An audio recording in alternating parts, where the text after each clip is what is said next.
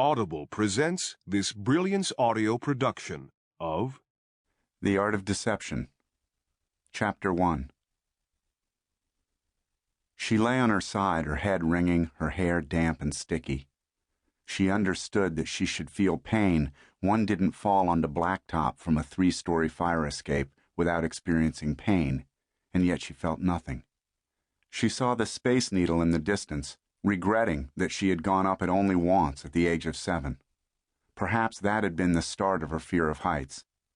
Images from her childhood played before her eyes like a hurried slideshow until she heard a car start and the first trickle of sensation sparked up her broken legs.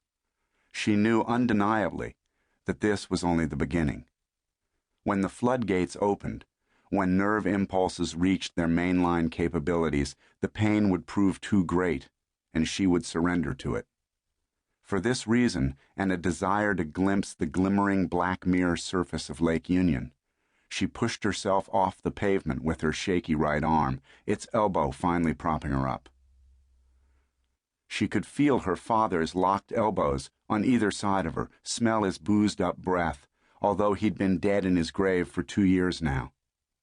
She shrank from the contact of sweaty skin, nauseated by his sour smell and the repetition of his needs, and sought sight again of the body of water that had been a kind of bedtime prayer for her. She clawed herself high enough to catch a moon-like curve of shoreline just to the left of a bent dumpster pitched toward its missing wheel that loomed over her and made her think of a coffin. The 2 white eyes that winked and quickly narrowed before her were not headlights, as first she had believed, but taillights meant to keep drivers from striking objects in their rear path. "Stop!" But her faint voice was not to be heard. Her head led the way to the pavement this time, and she answered the call of the pain. Below her she saw the water she had come to think of as her own, flat black like wet marble. Darkness punctuated by pinpricks of light swirled as he carried her from the humming car to the bridge's railing.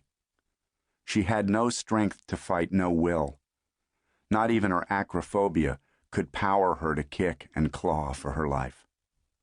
Tears brimmed in her eyes, blurring any image of him, blurring the lights, blurring the boundary between the living and the dead. In the next few moments, she would be both. When he threw her over, it felt like the act of someone distancing himself from something undesirable, like hearing a rat in the garbage bag on the way out to the cans. But as she dropped, she thought of a ballerina's majestic beauty. She saw herself as elegant and refined. She found a balance, a weightlessness, that was surprisingly pleasant. And she wondered why she had feared heights all these years.